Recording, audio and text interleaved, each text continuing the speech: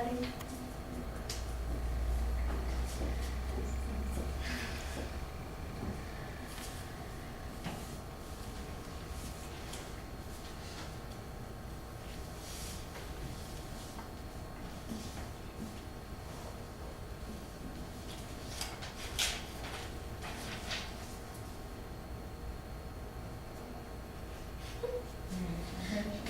I'm ready.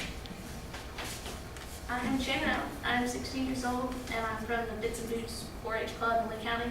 And the lower picture is my horse Elsie. She's a 10-year-old thoroughbred that I event. My name is Rebecca Mahaffey. I'm also from Lee County and from the Bits and Boots 4-H Club. The top picture is me and my pony Cookie, and we do eventing. A fact is, horses drink around 10 to 12 gallons of water a day. Horses should be provided clean and fresh water every day to prevent any diseases from bacteria that can cause from dirty water. There should be at least 2 full buckets of water in their stalls and 1 full water trough if they're out in pasture.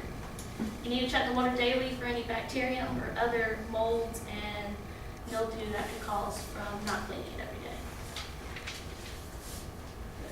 day. Still care and hay. A horse's hay should be based on their size and weight. When giving hay, check quality.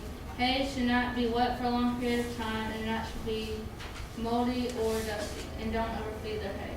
And you give a horse a flake of hay, which is usually, gonna say this tall and probably this wide. If it's a pony, like the first one, the gray one over the top that you saw, you give them typically about 2 flakes, and if it's a bigger horse like Shannon's horse, you give her 3 flakes. For stalls, for the size of the stall, the horse and pony should be able to turn around to be comfortable in the stall. And this also prevents injuries caused from not having enough exercise in the ligaments and tendons. Horses need to have a comfortable amount of bedding to prevent them from cracking their hooves after stomping and other ligament damage as well. And bedding can be tree shavings or hay bedding. And stalls need to be mucked up every day to prevent thrush and other bacterium. Turnout. Horses need at least 8 hours of pasture time, and it should be 1 horse per acre. So if you have 3 horses, don't try to put them on 1 acre because your grass is going to die down, and then soon it'll just be a dirt lot. And then they should have shelter from the sun and storms. And if you clip your horse in the winter, I'll explain that in a second, make sure that they have a blanket in the winter. What we do at our barn, we clip the horse's hair off, usually starting from their leg up and all over their body. We clip them so it's easier for them to cool down in the winter. So make sure that they have a blanket to protect them from getting cold.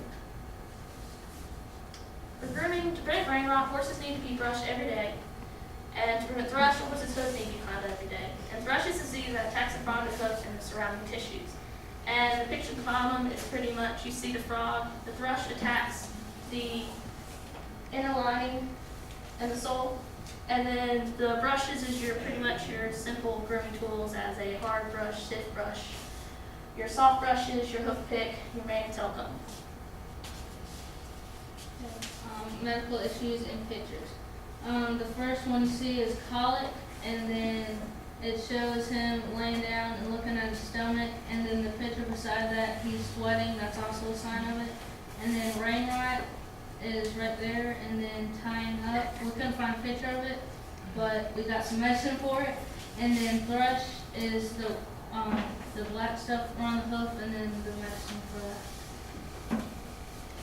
Colic is pain in the abdomen, and when a horse has pain, he rolls and kicks at his stomach, which can cause his intestines to twist. Signs is excessive rolling, kicking at the stomach, and turning head to stomach.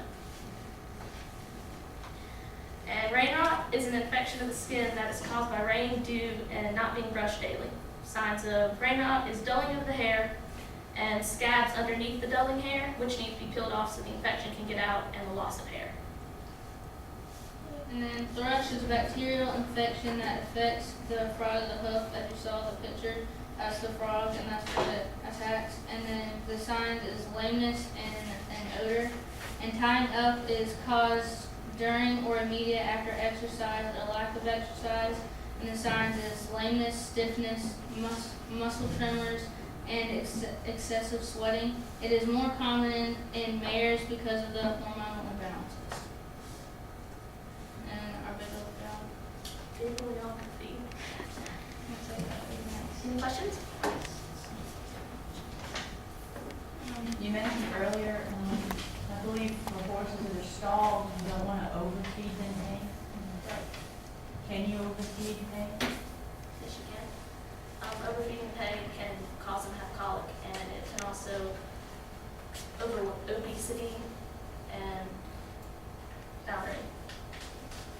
I have a question about the hay too. You said that you could, for a horse, you'd feed 1 or 2 flakes a day, but my question is, even if it's the same size, is a flake of one type of hay gonna be the same as a flake of another type of hay?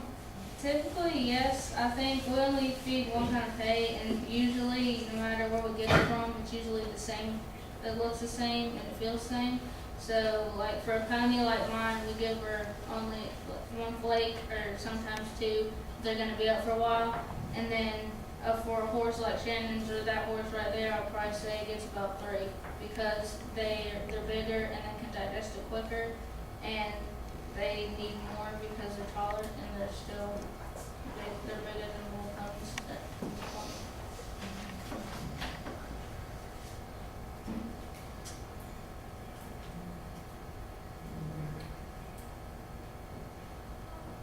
Any other questions? No, I think I'm good.